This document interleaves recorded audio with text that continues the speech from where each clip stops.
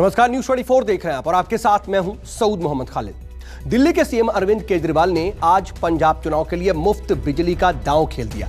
चुनाव का ऐलान अभी नहीं हुआ है, लेकिन केजरीवाल ने ऐलान कर दिया कि अगर पंजाब में आम आदमी पार्टी की सरकार बनती है तो हर घर को 300 यूनिट तक बिजली मुफ्त मिलेगी और वादा किया कि सरकार बनने पर पुराने बकाया बिल भी माफ कर दिए जाएंगे।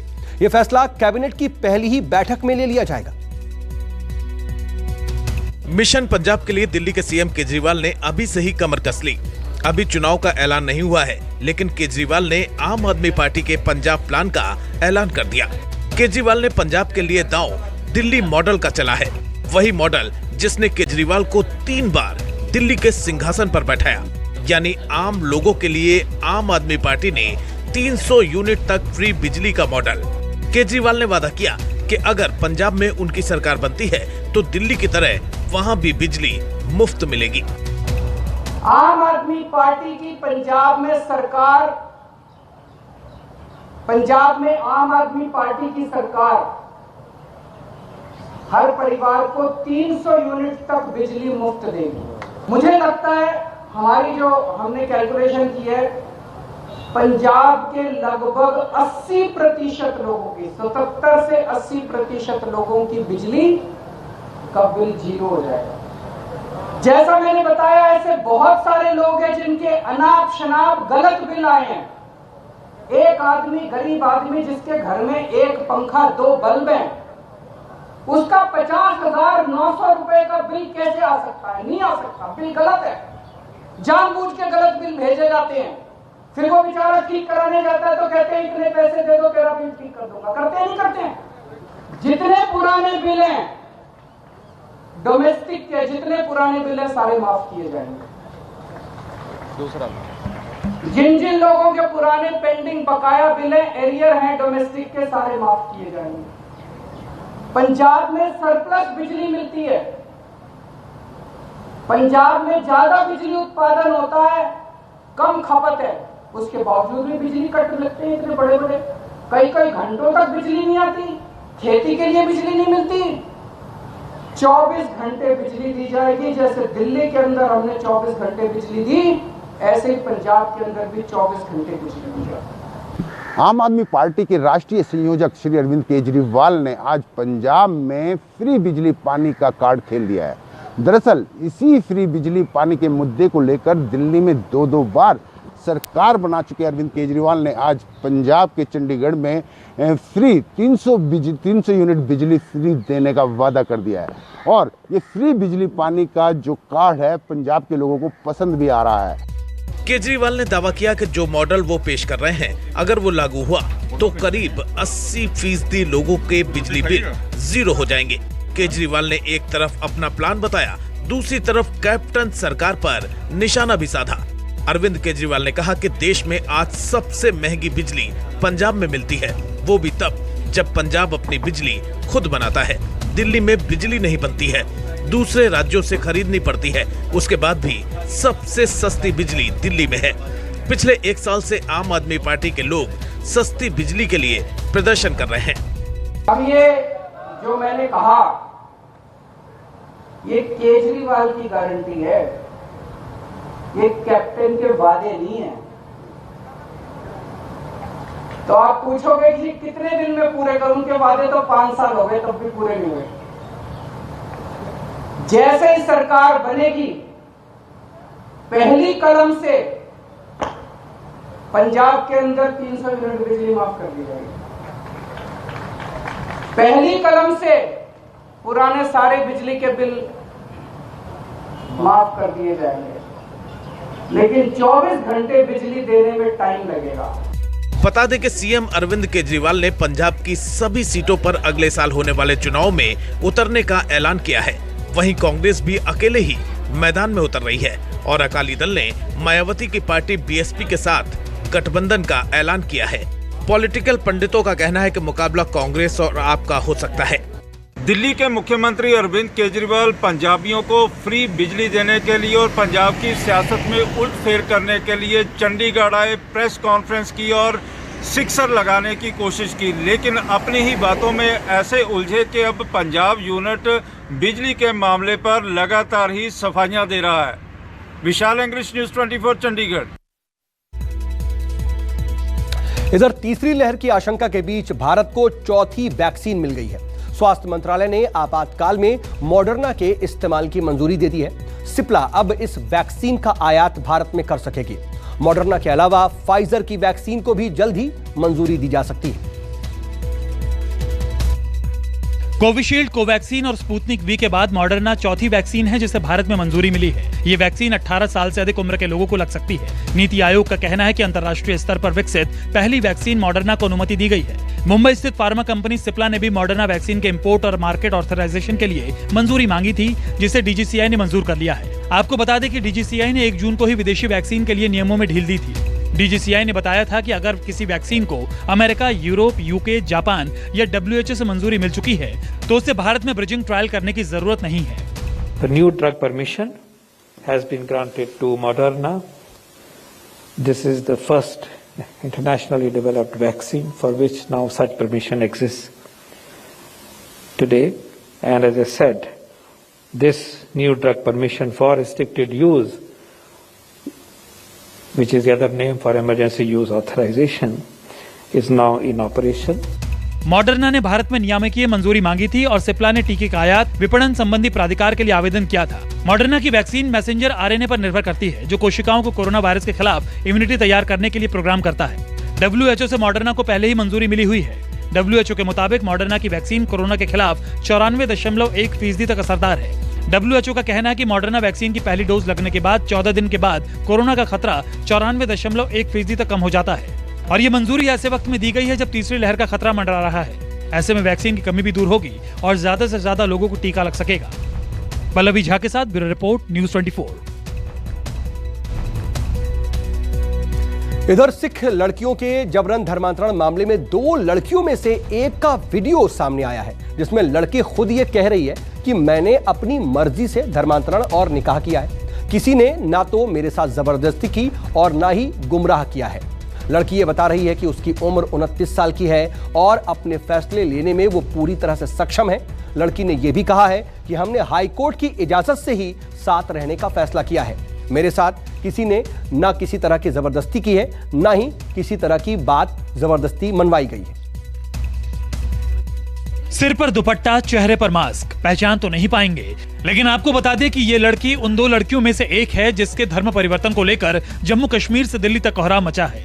कहा गया है कि घाटी में 2 सिख लड़कियों का किडनैप किया गया, उनका धर्म बदल दिया गया और एक विशेष समुदाय से लड़की से शादी कराई गई। इसकी गूंज दिल्ली तक सुनाई दी। लेकिन जब एक वीडियो जारी कर इस लड़की ने कहानी बताई तो एक बड़े प्रोपेगेंडा और साजिश का खुलासा हुआ। लड़की ने कहा ना तो उसका किडनैप किया गया है और ना ही जबरन उसका धर्म बदल दिया गया है। उसने अपनी मर्जी से 9 साल पहले 2012 में धर्म बदला है और अपनी मर्जी के मुताबिक शादी की है। दनमीत मैं हूँ। मेरा मसला आज का नहीं है। मैं 2012 में कन्वर्टेड हुई हूँ। 2014 में मेरे निकाह हुए हैं मेरे बैचमेट मुजफ्फर के साथ, जो मेरी और उसकी रजामंदी से हुए हैं। 6 जून 2021 में अपने घर से निकली। मैंने अपने घर में कॉल भी किया कि मैं अपनी मर्जी से निकली हूँ, मुझे ढूंढना नहीं। और विदिन 2 घंटे में पुलिस ने मुझे लोकेट कर दिया और सदर पुलिस स्टेशन बागात ले आए, जिसमें ऑलरेडी पूरी सिख कम्युनिटी और मेरी फैमिली वहां पर थी। उसके बाद SHO ने मेरा स्टेटमेंट लिया, जो मेरा स्टेटमेंट सिर्फ ऑरल ले रहा था। मैंने उसको ये बोला, आप मेरा स्टेटमेंट रिटन कीजिए, आप जो मैं बोल रही हूँ रिटन कीजिए। मैं उनको ये बता रही थी 2012 में मैं कन्वर्टेड हुई हूँ, 2014 में मेरे निकाह हुए हैं, मेरे डॉक्यूमेंट्स हाई कोर्ट के हैं, आप एक बार डॉक्यूमेंट्स चेक कीजिए मेरे। और इतना सब कुछ सुन के भी लड़के को लॉकअप में डाला गया था, उसके ऊपर एक्ट्स और चार्जेस लगा दिए गए थे। मैं 29 ईयर ओल्ड गर्ल हूँ। मैं एक छोटी बच्ची आपने पकड़ के नहीं लाई कि आप मुझे मेरी फैमिली की ओर हैंड ओवर कर रहे हो। वो उन्होंने मेरी फैमिली को बिना कोई मेरी स्टेटमेंट रिटन किए हुए मेरी फैमिली को मुझे दे दिया। मैं बार बार उनसे ये कह रही थी कि प्लीज आप मेरे डॉक्यूमेंट्स देखिए। उन्होंने मेरे डॉक्यूमेंट्स चेक भी किए, स्टिल उन्होंने मेरी फैमिली को मुझे हैंड ओवर कर दिया। 10 मिनट के इस वीडियो में लड़की ने बताया कि कैसे उसे जम्मू से पंजाब लाया गया, जहां कुछ संस्थाओं के लोगों ने उसका ब्रेन वॉश करने की कोशिश की और उनकी मर्जी के मुताबिक बयान न देने पर उसे जान से मारने की धमकी दी। एसिड अटैक करने की बात कही, लेकिन वो डरी नहीं, अपने बयान पर कायम रही। नेक्स्ट डे 7th को मेरी फैमिली मुझे यहाँ से जम्मू ले गई और जम्मू जाते ही क्या हुआ, जम्मू जाते ही वो लोग मुझे पंजाब ले गए। पंजाब में मेरे को अलग अलग फेडरेशंस मिलने आ रहे थे, वो मेरे को ब्रेन वॉश कर रहे थे। वो वहाँ पर मेरे को ये समझा रहे थे कि आप जो स्टेटमेंट है वो अगेंस्ट देना, लड़के के फेवर में नहीं देना। मैं वहाँ पर भी सबको यही बोल रही थी कि लड़के ने मेरे को कोई किडनैप नहीं किया है, मैं अपनी मर्जी से आई हुई हूँ। हमारे पास हाई कोर्ट के डॉक्यूमेंट्स है, आप वो देख सकते हो। लड़के के ऊपर जो भी एक्ट्स लगे हैं वो बेसलेस हैं, फॉल्स हैं, क्योंकि ये सब मेरी रजामंदी से हुआ है। वीडियो के जरिए लड़की ने अपील की कि प्लीज उसे मजहबी और सियासी रंग ना दिया जाए और किसी एजेंडे के तहत मासूमों को फंसाने की कोशिश ना की जाए। जैसा दिखाया जा रहा है वैसा बिल्कुल नहीं है। उसने जो किया अपनी मर्जी से किया है। आसिफ सुहाव के साथ ब्यूरो रिपोर्ट, न्यूज़ 24। इधर बिहार STET 2019 के रिजल्ट को लेकर के हजारों की संख्या में अभ्यर्थी आज सड़कों पर उतर आए। रिजल्ट में धांधली का आरोप लेकर के शिक्षा मंत्री विजय कुमार चौधरी के आवास के बाहर उन्होंने हंगामा किया। इसी बीच मौके पर पुलिस की टीम भी पहुंच गई। प्रदर्शन कर रहे तमाम अभ्यर्थियों पर पुलिस ने उस वक्त लाठीचार्ज कर दिया।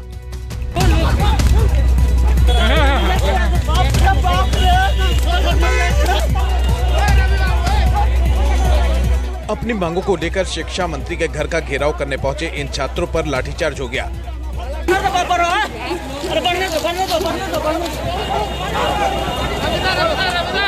पुलिस के लाठीचार्ज में कई अभ्यर्थी घायल हो गए।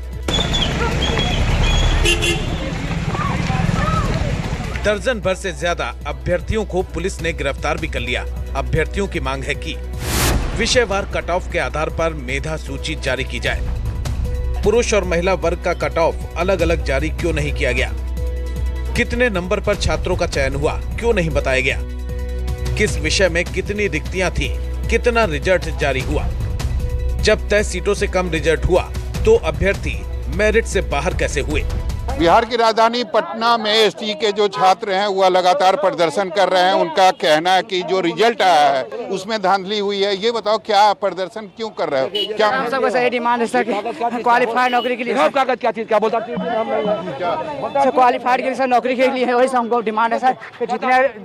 जितने क्वालिफाइड है उसकी नौकरी पक्की है। उन्होंने क्या मांग क्या है, क्या मांग है आपको, क्यों प्रदर्शन कर रहे हैं? TT वाला जी, टीचर वाला जी, क्वालिफाइड वाला। तो आप देख सकते हैं यहाँ पर हालांकि प्रदर्शन करने की अनुमति नहीं थी, उसके बावजूद जो छात्र थे वह प्रदर्शन कर रहे थे। यहाँ पुलिस पहुंची है, छात्रों पर लाठीचार्ज किया है और कई छात्रों को हालांकि गंभीर रूप से चोटें भी आई और कई छात्रों को पुलिस ने गिरफ्तार कर लिया है। लाठीचार्ज के बाद कुछ अभ्यर्थियों ने आज नेता प्रतिपक्ष तेजस्वी यादव से मुलाकात की। अभ्यर्थियों से मुलाकात के बाद तेजस्वी ने नीतीश सरकार पर जमकर हमला बोला। सरकार तो लाठी वाली सरकार है, तानाशाह रवैया अपना रही है। एक तो घोटाला करती है और पूरे तरीके से जो नौजवान का जो जीवन है, युवाओं का जो जीवन है, उसको बर्बाद करने पे तुली हुई है।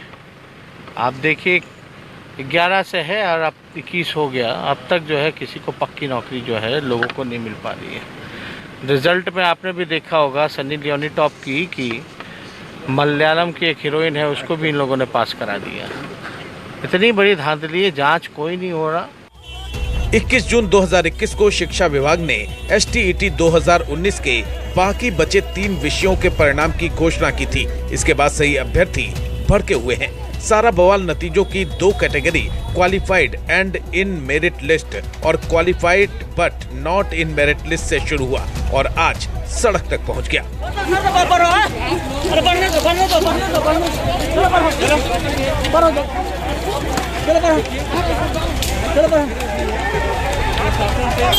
ये सभी STET के छात्र हैं, यह प्रदर्शन कर रहे थे, अपनी मांग सरकार के सामने रख रहे थे। हालांकि वहां पुलिस पहुंची और इन बच्चों पर लाठीचार्ज हुआ है, जिसमें कई, एक तरीके से कहें तो दर्जन भर से ज़्यादा जो बच्चे हैं उनको गंभीर चोट आई है। कैमरामैन ऋषि के साथ Saurabh Kumar, Patna, news 24।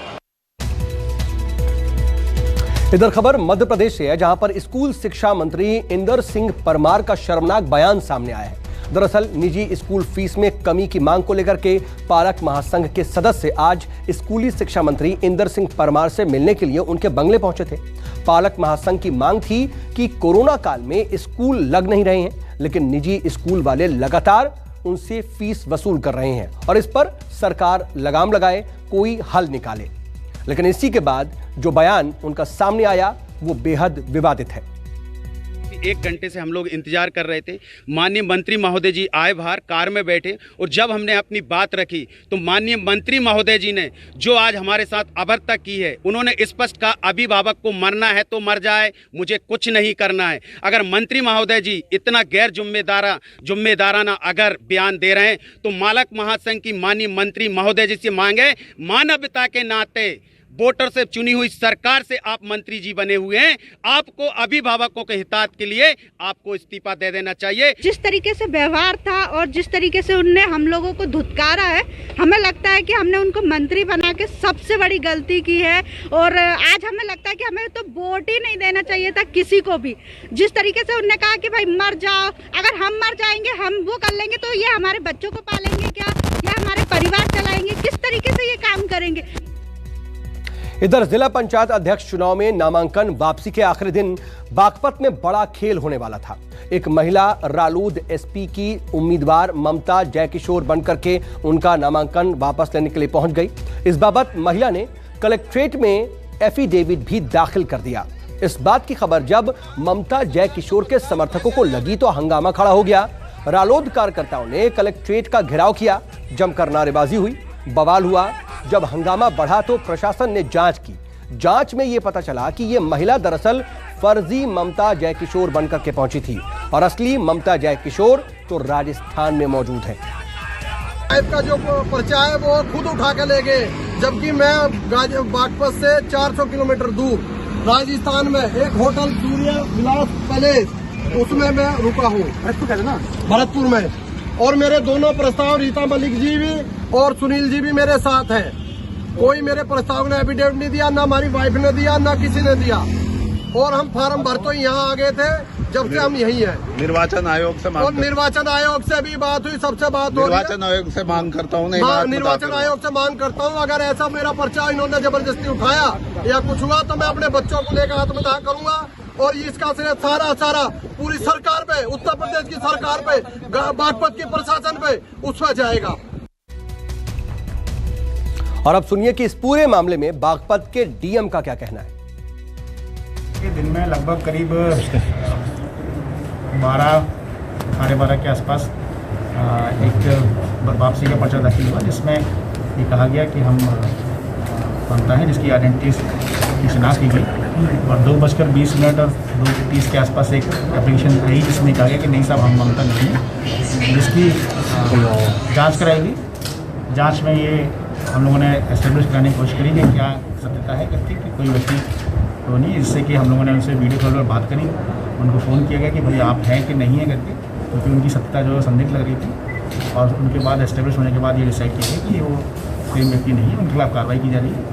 And nomination and papers. नमस्कार, मैं हूं मानक गुप्ता। अगर आपको हमारा ये वीडियो पसंद आया हो तो इसे लाइक और शेयर जरूर करें। और हाँ, हमें सब्सक्राइब और फॉलो करना ना भूलें ताकि आप देश और दुनिया की कोई खबर मिस ना करें। चाहे कोई ब्रेकिंग न्यूज हो या कोरोना वायरस से जुड़ी कोई भी अपडेट, पॉलिटिक्स हो या आपकी जेब से जुड़ी कोई खबर, इलेक्शन की कोई न्यूज हो, कोई कंट्रोवर्सी हो या फिर कोई वायरल वीडियो, सब कुछ मिलेगा News 24 पर। तो जुड़े रहिए हमारे साथ और देखते रहिए News 24।